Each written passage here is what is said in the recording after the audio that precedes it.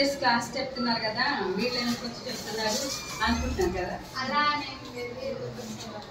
ఎందుకు వచ్చారా అని డౌట్ ఉంది. అయితే ఇప్పుడు మీరందరూ స్కూల్కి దగ్గరలో ఉన్న కారణం వాళ్ళేనా? అందరు బై వాక్ వచ్చేవాళ్ళేనా? అందరూ బై వాకే వస్తారు కదా. ఇప్పుడు కొంతమంది చిల్డ్రన్స్ బై వాక్ కాకుండా వేరే స్కూల్స్కి వెళ్ళడానికి ట్రావెల్స్ యూజ్ చేసుకుని వెళ్తారు కదా. కాలేజీ వాళ్ళు మీరు చూస్తూనే ఉంటారు కదా, మీ చుట్టుపక్కల వాళ్ళందరూ కాలేజీ వాళ్ళు అట్లా వెళ్తూనే ఉంటారు కదా. కొంతమంది ఏం చేస్తారు, 10th అయిపోయిన తర్వాత మీకు అవసరం లేదు కాకపోతే నేను చెప్తున్నాను, ఏం చేస్తారు, మేము మా చదువులో ఫెయిల్ అయిపోయామని చెప్పి లేకపోతే ఏదైనా పనిలో ఫెయిల్ అయిపోయామని చెప్పి ఏం చేస్తారు కొంతమంది పని చేసుకుంటారు. గుడ్.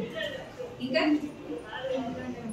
కొంతమంది ఇంట్లో ఉంటారు, కొంతమంది ఏమో అంతేగాని సూసైడ్ లాంటివి చేసుకోకూడదు కదా. మీరు కరెక్ట్గా ఉన్నారు కాబట్టి మీ టీచర్స్ బాగా ట్రైనింగ్ ఇస్తున్నారు, మీకు అట్లానే ఉండాలి. అలా మోటివేట్ అంటే చిల్డ్రన్స్ ఇంకా మామూలుగా మనం వేరే మైండ్లోకి వెళ్ళకోకుండా పాజిటివ్ మైండ్లో ఉండాలి, నెగిటివ్ మైండ్లోకి వెళ్ళకుండా ఉండాలి అని చెప్పి గవర్నమెంట్ స్కూల్స్కి వెళ్ళి మేము వాళ్ళకి మోటివేషనల్గా కొన్ని మెమరీ స్కిల్స్ కానీ స్టడీ స్కిల్స్ కానీ అలా చెప్తాం అనమాట. ఇప్పుడు ఈ కంపెనీ గారు దేనికోసం పెట్టారు అర్థమైంది కదా. ఈరోజు ఈయన సార్ బర్త్డే, 60th బర్త్డే. ఈ కంపెనీ పెట్టి 25 years అవుతుంది. సార్ బర్త్డే సందర్భంగా మేము ఇక్కడికి వచ్చి మీకు కొంచెం సార్ గురించి అట్లానే మెమరీ స్కిల్స్ గురించి చెప్తామని వచ్చామన్నమాట. ఇప్పుడు సరే ఒకసారి విష్ చేద్దాం అందరం కలిసి. ఎట్లా చేయాలంటే 1 2 1 2 3 అని క్లాప్స్ కొట్టుకుంటే హ్యాపీ బర్త్డే చెప్తాను. ఒకసారి ట్రై చేయండి.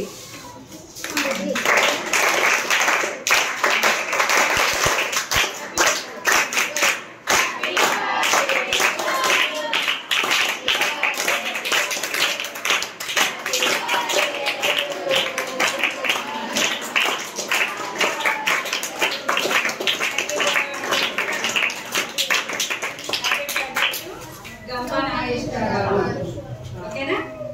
ఎవరికైనా మన క్లాస్లో అయినా కానీ అట్లా హ్యాపీ బర్త్డే అని చెప్తాం కదా, అట్లా చెప్పాలన్నమాట. పెద్దవాళ్ళకైనా ఎవరికైనా. పెద్దవాళ్ళకైతే హ్యాపీ బర్త్డే చెప్పినప్పుడు నన్ను ఆశీర్వదించండి అని చెప్పి వాళ్ళ దగ్గర బ్లెస్సింగ్స్ తీసుకోవాలి. మన బర్త్డే అప్పుడైనా వాళ్ళ దగ్గర పేరెంట్స్ దగ్గర కానీ పూజారి దగ్గర కానీ ఎక్కడైనా కానీ మనం ఏం చేయాలి, పేరెంట్స్ దగ్గర బ్లెస్సింగ్స్ తీసుకోవాలి. ఇప్పుడు ఫస్ట్ రాగానే మనము స్కూల్లో ఏం చెప్తారు, ప్రేయర్ చేపిస్తారు కదా. సరే ప్రేయర్ కాకుండా ఇంకా మనం మామూలుగా లేవగానే మామూలుగా చేతులు ఎంతమంది చూసుకుంటారు, మీ హ్యాండ్స్ మీరు చూసుకుంటారా? చూసుకొని ఏం చెప్తారు,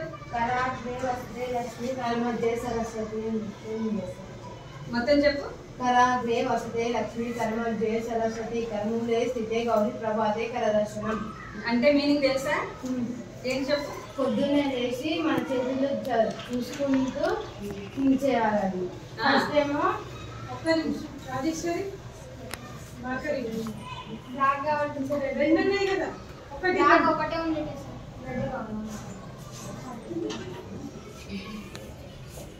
పడట్లేదు.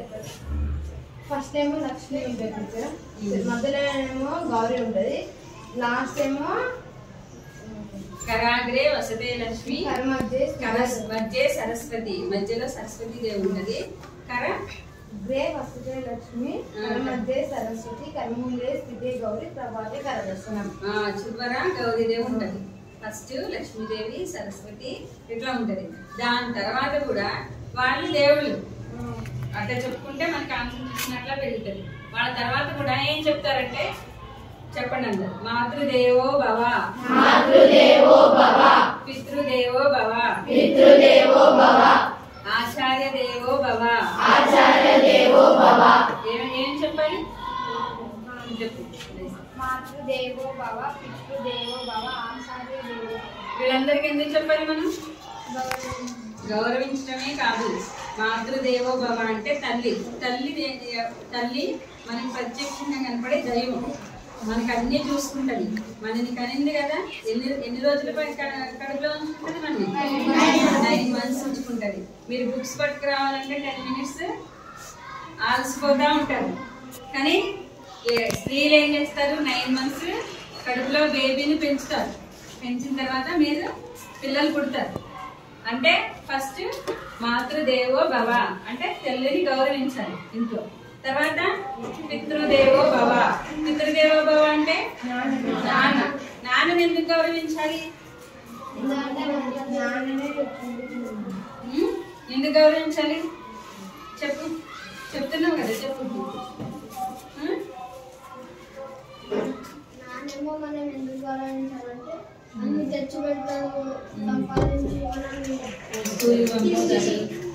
ఫుడ్ అన్ని చేస్తారు కదా, ఇంటికి కావాల్సింది తెచ్చి పెడతారు. ఇప్పుడు మనకి మీకు అందరికి ఓన్ హౌసెస్ ఉన్నాయా? లేవు.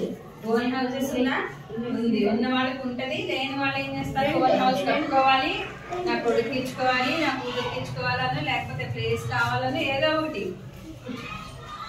చేయాలని చెప్పి తండ్రి చేస్తారు కదా. తండ్రి ఎవరి కోసం తెచ్చి పెడతారు? పిల్లల కోసమే కదా. అంటే ఎవరి కోసం? మన కోసమే కదా తండ్రి కష్టపడేది. ప్రతిదీ తండ్రి కష్టపడేది మన కోసమే కదా. ఇప్పుడు మన కోసం ఏం చేయట్లేదు అనుకోకూడదు కదా. తల్లిదండ్రుల్ని అట్లా అనుకోకూడదు.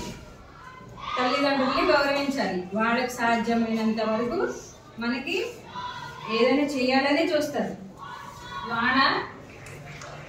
వాళ్ళు సంపాదించిన దాంట్లో మీకు కొంచెం పెట్టుకుంటూ, మీ స్కూల్ ఖర్చులు పెట్టుకుంటూ, మీ ఫ్యూచర్ కోసం కూడా కొంచెం దాచిపెడుతూ ఉంటారు. తల్లి తండ్రి ఇద్దరు కూడా కొన్ని ఇళ్ళల్లో ఇద్దరు కూడా సంపాదిస్తూ ఉంటారు, చేస్తూ ఉంటారు కదా. ఇంకా మాతృదేవోభవ అయింది, పితృదేవోభవ అయింది, ఆచార్య దేవోభవ. ఆచార్య దేవోభవ అంటే గురువుని ఎందుకు గౌరవించాలి? చదువు సంస్కారం మనం ఎలా ఉండాలి, సమాజంలో ఎలా పెరగాలి అనే దాని గురించి మనకు గురువులు చెప్తారు కదా. అట్లనే ప్రతి గురువు మనకి ఫస్ట్ నుంచి చిన్నప్పటి నుంచి ఒక్కొక్క గురువు ఉంటారు. వాళ్ళందరినీ గౌరవించాలి.